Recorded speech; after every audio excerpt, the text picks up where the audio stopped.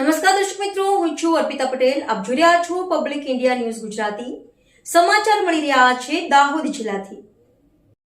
દાહોદ ગોવિંદ ગુરુ લીંબડી તાલુકાના પાણીયા ગામના તળાવ નજીકથી આરોગ્ય વિભાગમાં ફરજ બજાવતા સોનલબેન પાંડાનો મૃતદેહ મળી આવતા વિસ્તારમાં ચકચાર મચી ગઈ હતી, પરંતુ ઘટનાની જાણ થતાં જ પોલીસે ઝડપી અને અસરકારક કાર્યવાહી હાથ ધરી હતી. રાહદારીઓ દ્વારા મૃતદેહ નજરે પડતા ચાકલિયા પોલીસ સ્ટેશનને જાણ કરવામાં આવી હતી. માહિતી મળતાની સાથે જ પોલીસની ટીમ તાત્કાલિક ઘટના સ્થળે પહોંચી હતી અને વિસ્તારને કોર્ડન કરીને તપાસ શરૂ કરવામાં આવી હતી.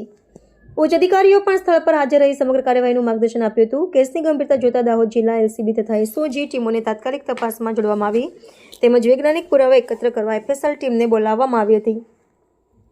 સંદિગ્ધોની શોધખોળ માટે ડોગ સ્કોડને પણ કામે લગાવવામાં આવ્યા છે, જેનાથી તપાસ વધુ અસરકારક બની છે.